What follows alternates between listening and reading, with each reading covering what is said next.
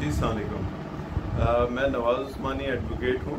और बहुत शुक्रिया आप ये मेरा यूट्यूब चैनल देख रहे हैं। जैसा कि ख़ित्ते की सूरत हाल इंतहाई बिगड़ती चली जा रही है और इसराइल का जो हमला था ईरान के ऊपर वो उसको इंतहाई महंगा पड़ता चला जा रहा है। वैसे तो पॉलिसीज़ जो हैं वो ईरान की और इसराइल की बहुत मुख्तलिफ हैं, चूँकि इसराइल जो कार्रवाई करता है उसको वो कोशिश करता है कि वो ज़्यादा हाईलाइट ना होने पाए और उसकी जो ख़बरें हैं वो निकलने ना पाएँ। और अदर साइड से ईरान जब हमला करता है तो वो बवा के दहल करता है, मालियुल ऐलान करता है और पहले से सारा कुछ बता देता है कि हमला होने वाला है, और जब होता है तो फिर उसकी फुटेजेस भी आती हैं और उसकी सारी जो है तफसीलात भी अच्छी खासी आती हैं। तो वैसे तो इस सूरत हाल इंतहाई गंभीर होती चली जा रही है और ईरान ने जो खेलना था, यानी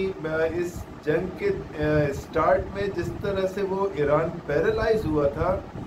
तो आपको पता है कि एक गैबी इमदाद उसको पहुंची थी और फिर उसके सारे सिस्टम्स भी बहाल हो गए थे और उसने जो है अच्छे कार्रवाई करना शुरू कर दी थी। यहाँ तक कि ऐसी खबरें भी गर्दिश करती रही कि एक फाइटर जेट जो कि नामालूम मकाम से उड़ा था और उसने इसराइल में ठीक ठाक तबाही मचा के और वो वापस भी चला गया और इसराइल वाले जो है ना तो उसको डिटेक्ट कर सके और ना ही उसको तबाह कर सके या ना उसको लॉक करके रोक सके कि जी वो कार्रवाई ना। जनरल आसिफ मुनीर के अमेरिका वाइट हाउस में मीटिंग के बाद अमेरिका जो है वो अब कार्रवाई से रुक गया है। उससे पहले तक उसने बाकायदा डेट और टाइम अनाउंस कर दिया था कि हमें जो है कार्रवाई करनी है ईरान के ख़िलाफ़, लेकिन उसके बाद ऐसा लगता है कि उसको ब्रेक लग गया है। ख़ित्ते की सूरत हाल ये है कि इसराइल जो है वो ईरान के ऊपर उसने हमला तो कर दिया है, लेकिन मेरा ख़याल ये है कि अब उसको अच्छी खासी मुंह की खानी पड़ी है और उसको अंदाज़ा नहीं था कि यहाँ मिज़ाइल्स की इतनी वैरायटी है कि वो एक के बाद एक जो है अपनी उस वैरायटी को ना सिर्फ ये कि इस्तेमाल कर रहे हैं बल्कि टेस्ट भी करते हैं और कॉन्फिडेंस लेवल जो है वो बिल्कुल ज़बरदस्त है। उनका किसी भी किस्म का मोरल डाउन नहीं हो रहा और ऐसा लगता है कि ईरान ने तैयारी कर रखी है कि वो लॉन्ग साल की जंग को जो है झेल सकता है।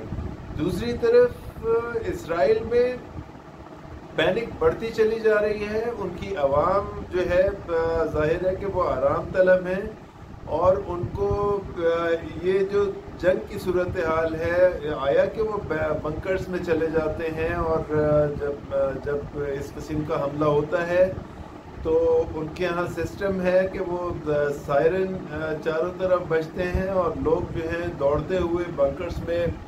दाखिल होकर अपने आप को महफूज समझते हैं। लेकिन खबरें यही आ रही हैं कि उन बंकर्स में इंतहाई अफरा तफरी है और लोगों का सब्र का पैमाना जो है वो लबरेज होता चला जा रहा है। वो एक दूसरे से लड़ाइयाँ कर रहे हैं और हुकूमत को बाज़ाब्ता तौर पे बुरा भला कह रहे हैं। यहाँ जो मज़ीद सूरत हाल ये है कि आपको जैसे कि अंदाज़ा है कि ईरान जो है, ईरान सिर्फ ईरान नहीं है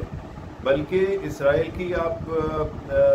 अगर पॉलिसी पे नज़र डालें तो ये पहले गज़ा का मामला था। गज़ा को उसने बिल्कुल सबोताज करके खंडर का ढेर बना दिया। वहाँ के अवाम जो है हज़ारों लाखों की तादाद में अफेक्टिव हुए। उसके बाद ईरान के ऊपर यानी इसराइल का डायरेक्ट कोई भी कॉन्फ्लिक्ट नहीं था, ज़बरदस्ती का उसने ईरान के ऊपर हमला किया है कि जी उसने बहाना बनाया कि हमारी सेफ्टी के लिए ज़रूरी है کہ ایران کے پاس نیوکلیئر آرسنل نہ ہو، اور اس نے نہ صرف حملہ کیا ہے بلکہ اس کو جاری اور ساری رکھا ہوا ہے، اور اندرونی خبر یہ ہے کہ وہ امریکہ پہ دباؤ بڑھاتے چلے جا رہے ہیں کہ کسی طرح سے وہ شامل ہو جائے۔ اور امریکہ، جیسا کہ ہم نے یہ ڈسکس کیا کہ امریکہ شامل ہو رہا تھا، اس نے باقاعدہ طور پہ ڈیٹ اناؤنس کر دی تھی اور اپنی تیاری کمپلیٹ کر لی تھی، لیکن جنرل عاصم منیر سے جو میٹنگ ہوئی ہے ان کی، اس کے بعد وہ ایسا لگتا ہے کہ اسٹینڈ اسٹل کی پوزیشن آ گئی ہے امریکہ میں، اور وہ جو اس کی شمولیت تھی جنگ کے اندر وہ ابھی روک دی گئی ہے۔ اس کی جو مین وجوہات سمجھ میں آتی ہیں وہ سیدھی سی یہ ہیں کہ امریکہ کو یہ بتا دیا گیا ہے کہ آپ کے پیچھے جو آنے والے لوگ ہیں یا ممالک ہیں، اسرائیل کے پیچھے آپ آ جائیں گے، اور آپ کے پیچھے آنے والے جو ممالک ہیں وہ یوں سمجھ لیں کہ وہ دور سے آئیں گے اور آہستہ آہستہ آئیں گے۔ لیکن یہاں یہ پاکستان ہے، ایران کے ساتھ پاکستان لگا ہوا ہے۔ پاکستان ظاہر ہے کہ ایران کو اگر اکیلا چھوڑتا ہے یا اس کو اس موقع کے اوپر اس کا ساتھ نہیں دیتا تو اگلی باری سیدھی سی پاکستان ہے۔ پاکستان کی باری کا مطلب یہ ہے کہ اسٹریٹجیکلی اس خطے میں اگر پاکستان کے اوپر کوئی ایسی بات آتی ہے تو چائنا ظاہر ہے کہ اس کو یہ ہرگز قبول نہیں ہوگا کہ اس پاکستان کے اوپر اس قسم کی کوئی وقت آئے، اور اگر پاکستان کے اوپر آتا ہے تو ظاہر ہے کہ ایران چائنا جو ہے وہ ساتھ کھڑا ہے۔ اور چونکہ اس خطے میں جنگ کی سی صورتحال ہوگی تو لازمی طور پہ روس جو ہے اپنے آپ کو الگ تھلگ نہیں رکھ سکتا، اس کو اس جنگ میں شامل ہونا ہوگا۔ اور